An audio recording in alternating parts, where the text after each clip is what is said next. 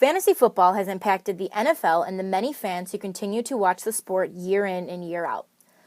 Ben Savage, who's been playing fantasy for 5 years and is in 4 different leagues, feels strongly about the game. My emotional health is tied to a fake team. And recent DePaul grad, Grant Harrijon, is also big into fantasy. I think I honestly have practically better days when I have an outrageously good fantasy day. According to Forbes' Sports Money section, about 33 million people play fantasy football.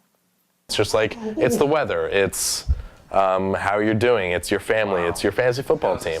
With the growth of fantasy has also come the birth of a new and quicker type of fantasy football, FanDuel and DraftKings, both sites promising fans millions of dollars in cash winnings. In fact, FanDuel commercials claims that they award fans $75 million per week, and that fans can spend a minimum of $20 on a game and come out with huge winnings. However, in early November, New York State's Attorney General said FanDuel and DraftKings would not be allowed in the state, claiming both involved illegal gambling.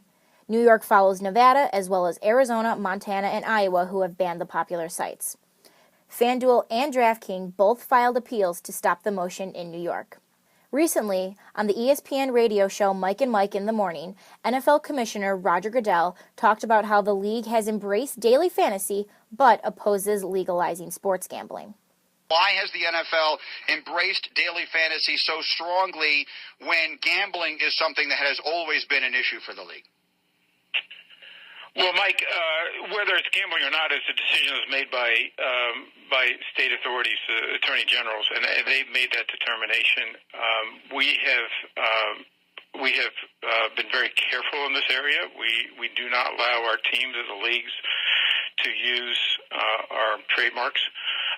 We also do not participate in any way from an equity standpoint, either at the league or the club level. Which is different than many media companies and other leagues. But, we do understand our fans are interested in playing daily fantasy. We just want to protect our fans. We want to make sure that there's proper consumer protection in there for them. And we have encouraged that, and we think it's important that our fans have that protection.